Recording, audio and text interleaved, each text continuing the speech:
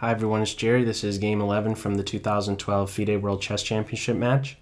Going into this round, both players remain level at 5 points each, and Gelfand on the white end in this game opens with d4. And we have Anand replying like he had replied in Game 9 with knight to f6. And we follow that Game 9 up until white's 8th move. So we are once again seeing c4, e6, or a Nimzo-Indian after e3 castles. And while white deploys these kingside minor pieces, black takes the opportunity to strike at the white center. So the bishop comes out d5, the knight comes out c5, and after white castles, we have some clarification in the center. D takes c, bishop takes c, and now this is where things change. In that Game 9, we saw c takes d, and after e takes d, it was the classic isolated queen pawn. And, well, we're seeing something different here. We have bishop to d7. Now, I had wondered what are the differences between the two. My first thought was that why not always go with the bishop to d7 in this situation? Because what happens after you capture, you do allow for this bishop to come out to g5 very easily. The deployment of that queenside bishop, that dark square bishop, is so much easier. But after bishop d7, by maintaining this tension, what is this guy's future on c1? It's not so clear. So why not always do it? Well, if there's maybe some drawback, it can be seen by possibilities for a knight to e5 move where this bishop now starts to become much more accessible to that white knight. By being deployed to d7, really its intention is to come to c6, and in either case, the knight being on e5 is hitting both squares. So I'm not saying it's best right away, but certainly down the line, this e5 move is a very real possibility, and black may be having to then contend with that knight for bishop exchange. Whereas if we just have the immediate capture and recapture, like was played in Game 9, and the bishop coming out to b7, of course the bishop being on b7, not as accessible as if it's on the d7 or c6 squares. So in any case, some of the differences I'm seeing with the bishop d7 move instead of going in for the immediate capture on d4. White follows up with a move I really like. I like this a3 move, throwing a question to this bishop. What are you going to do? You're going to take the knight, you're going to back up, and Anand backs up. He plays solid. He does not yet show his hand. He doesn't go in for that knight for bishop exchange, even though it would have a different structure, or it would present a different structure in the game. I like it for the following reason. I like this a3 move because I think the bishop is much more versatile on the b4 square than it is the a5 square.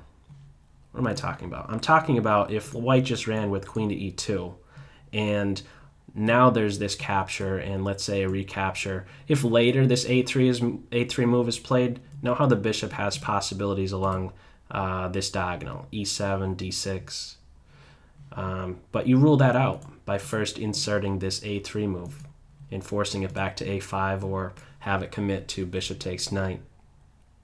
Anyhow, Anand decides to back up, and only now do we see queen to e2. Bishop c6, just swinging the back completely around. This is very reminiscent to the Fort Knox variation of the French defense, deploying the bishop, pivoting on d7 first. You don't really do it with the intention of giving the bishop up for the knight, like is seen in that Fort Knox variation. But in any event, in this case, the main point is get it developed, get it more active. Rook on f to d1, placing it opposite that queen, and now Anand runs for the bishop for knight exchange. And I believe this is gone in for because just you want to remove a defender of this d5 square. Black is focused on getting the queenside developed.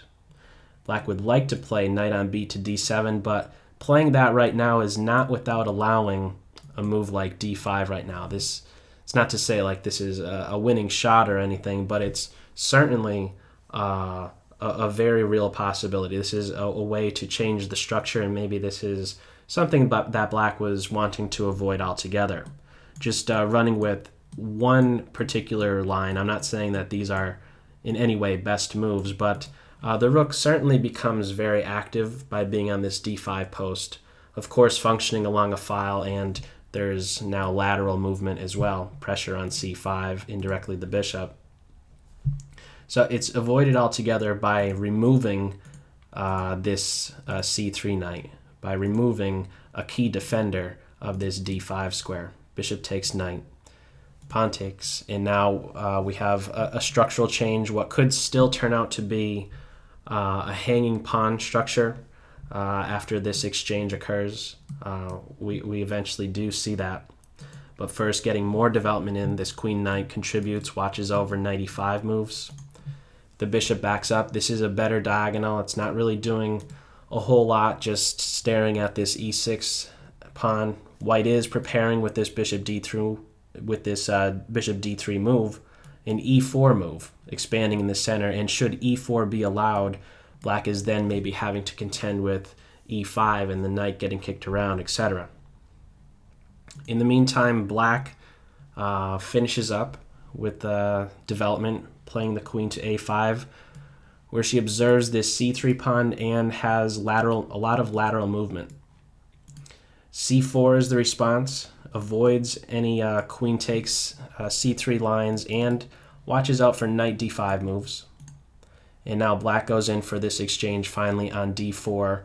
And I believe one of the intentions with going for it right now is to allow for the follow-up move, which is what we see. Or what do we have? After e takes d, we have this follow-up move, queen to h5. By placing the queen here, I don't believe the intention Anand has is to mess up the kingside structure with, this right here now being threatened. Bishop takes, and would end up having double isolated pawns for white, which is usually a pretty bad thing to have in a chess game, double isolated pawns.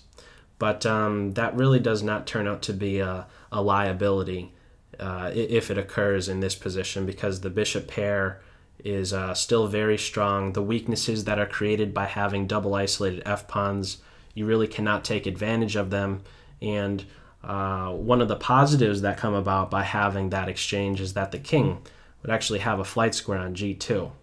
So that, I believe, is not the intention, to mess with the structure, in as much as just placing the queen in a position to welcome a queen exchange.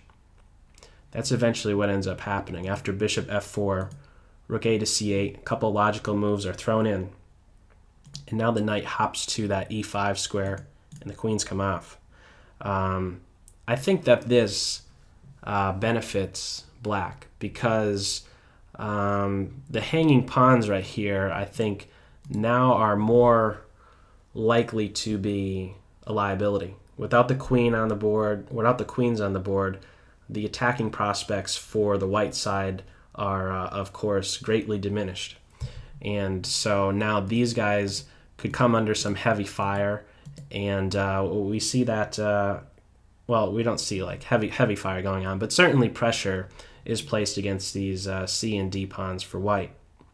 We do have an additional exchange that a pair of knights come off.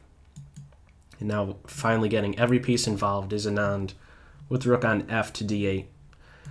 Hanging pawn structure, these rooks do well to put pressure on them, and that's exactly what we have going on here. So in response to it, we have a4, which is a little bit of an interesting move. I think a4's intention, well, I see a couple intentions with the a4 move. One is to rule out bishop a4.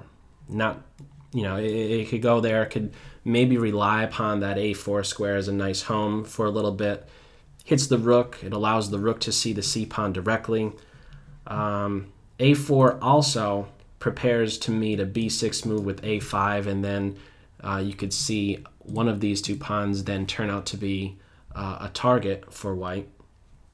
And well, soon enough we could have first pressure placed on here, and white would maybe be in a position to want to play b6 at some point. But it's to stop bishop a4, and it's to maybe play this a5 move. These are some of the things, or a couple of the things I'm seeing with that a4 move on this move 20 for white. Now it does, on the other hand, allow for black to make use of a nice central square for knight. Knight to e4 is the follow-up, which is now eyeing that c3 square, which would be landing a fork, and white is having to defend in a little bit of an awkward way. Rook to d3, not the most comfortable move to have to make, a strictly defensive move of just a single square. But it is the move that Gelfand runs with. Now, I had wondered, well, why not, instead of a3, you could, I guess an alternative would be f3, rules the knight e4 move out altogether, and the king is a step closer to being towards the center of the board. We don't have that. Instead, it was a4, knight e4, rook d3, and now f6. So this is another reason for this knight wanting to play to that e4 square. It does allow this f6 move, and the bishop is having to find a new home. Going back to f4, now we have the bishop backing up so that the rook can see the c4 square directly. The rook shifts over to b3, turning the attention to this b7 pawn, allowing the bishop to watch over the c4 pawn, but at the same time allowing black to now capture on d4, which is what was played. Rook takes d, and after bishop goes back to e3, the rook goes back to d7. You have to be careful here. You can't really go in for an immediate recapture. Oh, I guess you could, but you're certainly not in any position to now win because of a knight c3 move. This isn't winning for black. It looks very appealing, seeing both bishops hit. But there could be bishop e3. You could actually allow knight takes bishop with check. The king comes over, and with the rook still hit, something like this might turn out to be the best reaction. After king takes knight, okay, black is just up a pawn. It's probably still going to turn out to be a draw, seeing how it is opposite color bishops, but certainly something to avoid, being down a pawn in that situation. You don't capture on b7, in other words, because of that knight c3 move, but instead it's the bishop e3 move, hits the rook and indirectly hits that a7 pawn.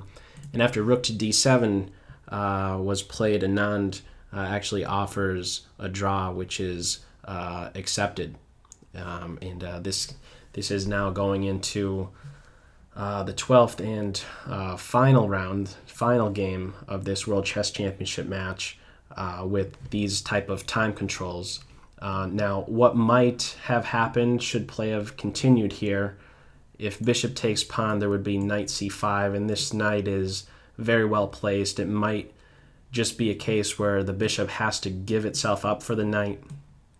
And with the position simplifying so much, it's just heading more and more towards a dry position, just showing one variation. If white decides to put more pressure on the b7 pawn, we could be having black getting active here on the second rank with that rook, hitting this bishop and allowing for a bishop c6 move. So let's say king f1 seems logical enough, defense and getting the king involved.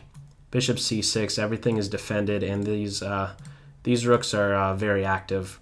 There's not really a way to win any material. It's, again, just more simplified and still heading towards a draw in this case.